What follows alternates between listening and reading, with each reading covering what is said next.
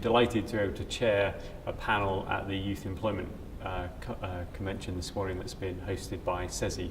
I chaired a group of 6 employers from big business, Barclays, O2, the NHS, also from some smaller businesses and social enterprises. And what we talked about is what is it that employers look for when they're recruiting young people.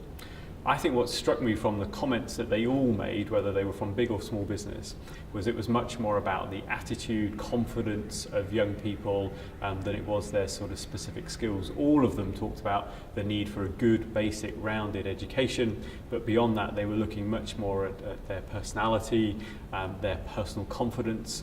2 of the employers talked about how they felt that through their recruitment processes they had to work on building the confidence of young people, and one employer in particular talked about how they felt that actually what they had to do was help individuals realise the skills and abilities that they'd got as they prepared them for final interviews. So all the employers I saw this morning were very confident about young people, but wanted to see them having greater confidence, greater ability to work in teams.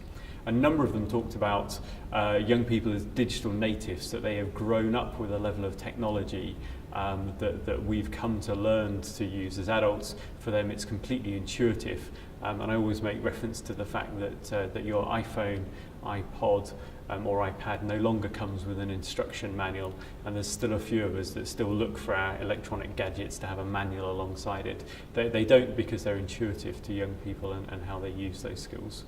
I think there's a really good question from a member of the audience who said, perhaps somewhat challengingly, that businesses needed to do better at defining the skills that they were looking for so that educators knew what it was to provide them.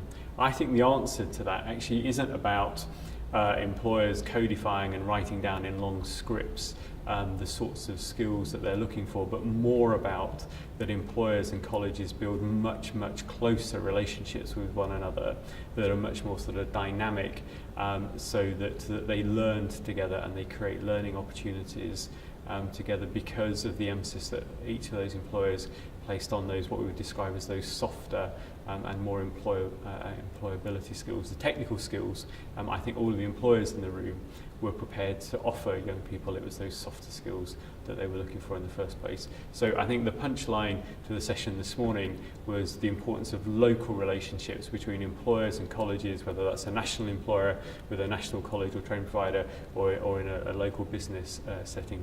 But the more that they work together, the more they better support the transition for young people from the world of education to the world of work.